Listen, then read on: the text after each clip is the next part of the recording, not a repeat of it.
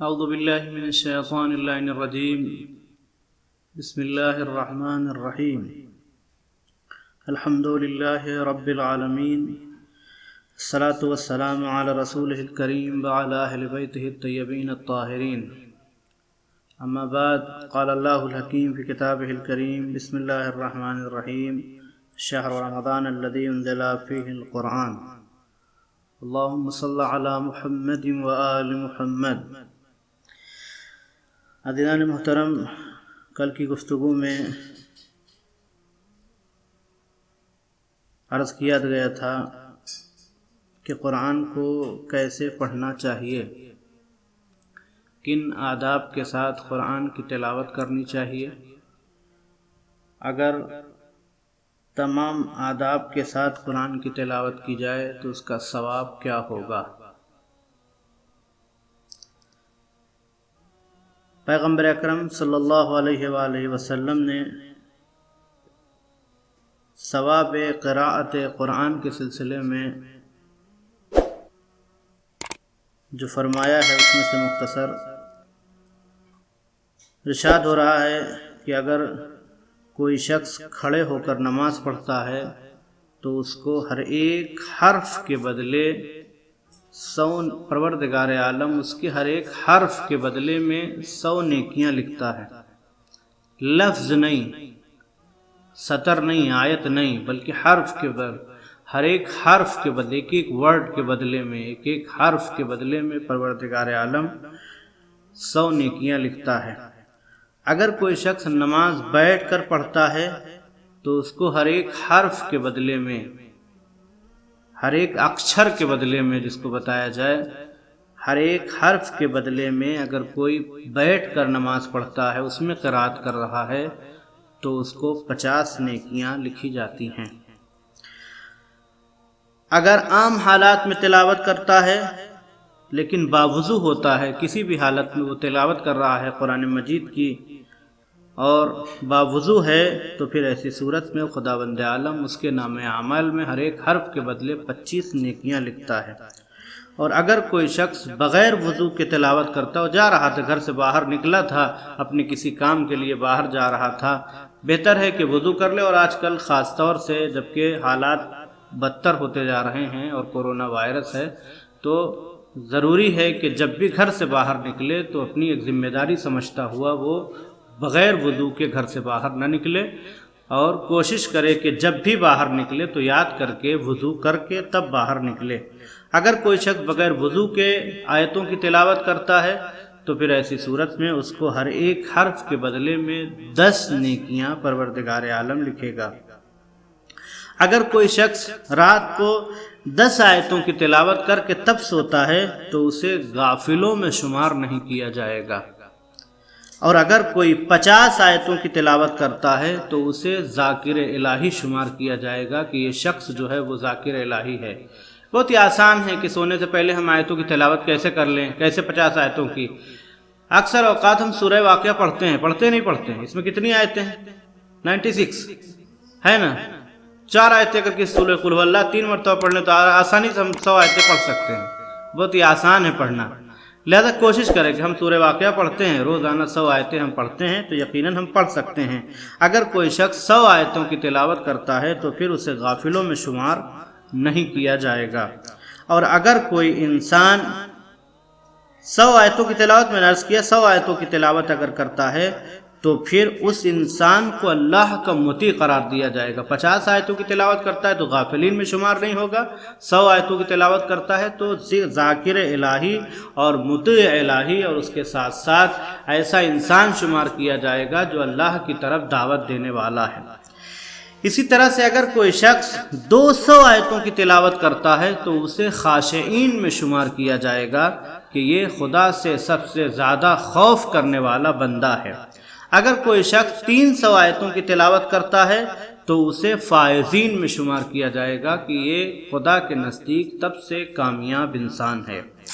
اگر کوئی شخص 500 آیتوں کی تلاوت کرتا ہے تو اسے مجتہدین میں شمار کیا جائے گا۔ اب آپ سوچیں کہ کیسے مثلا 500 آیتوں کی تلاوت کیسے کر سکتا ہے؟ آسان ہے، نماز پڑھتا ہے 5 وقت کی، اس میں جتنی تلاوتیں کرتا ہے صبح سے لے کر کے شام تک جتنی نمازیں پڑھیں اس کو شمار کر لے۔ اس کے علاوہ کچھ آیتیں سورہ و سورہ پڑھتا رہتا ہے، وہ الگ سے بھی کبھی قرآن بھی پڑھ لیتا ہے اتفاق سے، اور شام کو شاید اتفاقاً سورہ واقعہ کی بھی تلاوت ہو جاتی ہے۔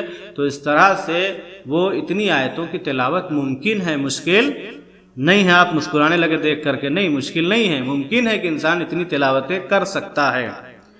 لہذا اگر کوئی انسان 500 آیتوں کی تلاوت کرتا ہے تو پھر ایسے انسان کو مجتہدین میں شمار کیا جاتا ہے۔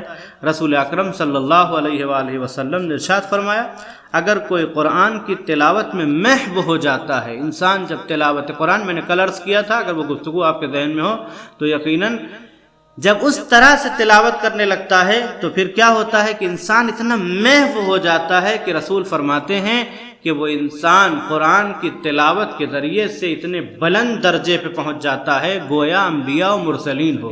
بس فرق یہ ہے کہ وحی اس کے اوپر نازل نہیں ہوگی، اس پر وحی نہیں آ رہی ہے، لیکن انبیاء اور مرسلین کے درجے تک یہ پہنچ سکتا ہے۔ پھر فرمایا، سنو مسلمانوں تمہاری اہمیت کیا ہے؟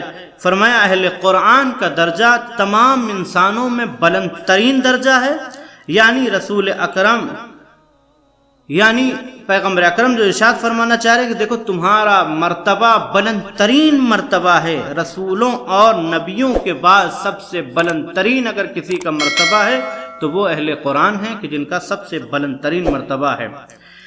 اللہ نے ان کو یہ بلندی عطا کی ہے، تو جب اتنی بلندی ان کو خداوند عالم نے اس مسلمان کو اتنی بلندی عطا کی ہے کہ جو صرف قرآن ان کے لیے نازل ہوا تھا، یہ قرآن کے اٹھانے والے ہیں، تو پھر آپ سوچیں کہ اس کی تلاوت کا ثواب کتنا زیادہ ہوگا اور اس انسان مسلمان کی شخصیت کتنی بلند ہوگی۔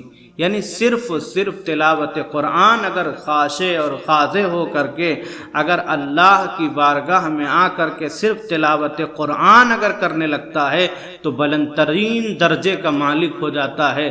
اس کا مطلب یہ ہے کہ تم کو اللہ نے عزت دی، پیغمبر فرماتے ہیں قرآن کے ذریعے سے اللہ نے تم کو عزت دی ہے، تم اہل قرآن ہو، تمہاری عزت بلند ہے۔ تو پھر اب اس انسان کو سوچنا چاہیے کہ اس کا مطلب یہ ہے کہ اہل انجیل اور اہل توریت سے زیادہ ہماری اہمیت ہے، تو پھر ان کے سامنے سر نہیں جھکاتے ہیں بلکہ ان کے سامنے کھڑے ہو کر کے ڈٹ کے مقابلہ کر کے بتاتے ہیں کہ ہم تمہارے پاور کے سامنے اپنے آپ کو کم نہیں سمجھتے ہیں، خدا نے ہم کو پاورفل بنایا ہے، ہم تمہاری اتباع کے لیے نہیں آئے ہوئے ہیں۔ لہذا یہ قرآن مجید ہے۔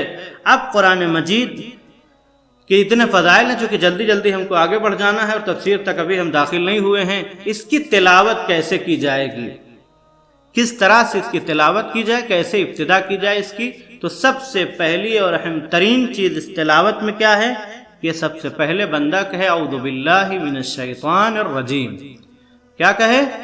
اعوذ باللہ من الشیطان الرجیم، پروردگارہ میں تیری پناہ چاہتا ہوں شیطان الرجیم سے، تیری بارگاہ سے نکالے ہوئے اس بدبخت ترین سے میں تیری پناہ چاہتا ہوں۔ قرآن مجید میں بھی اس کی تاکید کی گئی ہے۔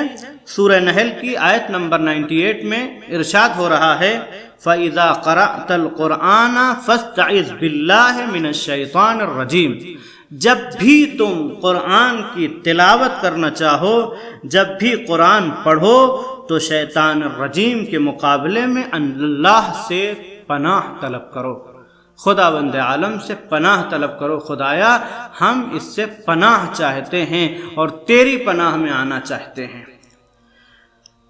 اور دوسری روایات بھی بہت سی اہل بیت علیہ السلام کی ہیں کہ جہاں اس کی تاکید کی گئی ہے کہ جب بھی بندہ قرآن کی تلاوت کے لیے کھڑا ہو، جب بھی تیار ہو قرآن کی تلاوت کے لیے، تو پھر شروع میں اعوذ باللہ من الشیطان الرجیم کہے۔ کہتے ہیں شیطان کے شر، جب بھی یہ انسان یہ آیت اس جملے کی تلاوت کرتا ہے تو پھر یہ شیطان کے شر سے محفوظ ہو جاتا ہے اور عبادت میں اس کی خلوص پیدا ہو جاتا ہے۔ جب بھی یہ جملہ کہتا ہے تو پھر اس کی عبادت میں خلوص پیدا ہو جاتا ہے۔ اور اس کی وجہ یہ ہے کہ انسان ہر وقت شیطان سے غافل ہوتا ہے، لیکن شیطان کبھی بھی اس انسان سے غافل نہیں ہے۔ اسی لیے قرآن مجید میں سورہ یوسف کی آیت نمبر 5 میں ارشاد ہو رہا ہے، ان الشیطان لکم عدو مبین۔ تمہارا کھلا ہوا اگر کوئی دشمن ہے تو کون ہے؟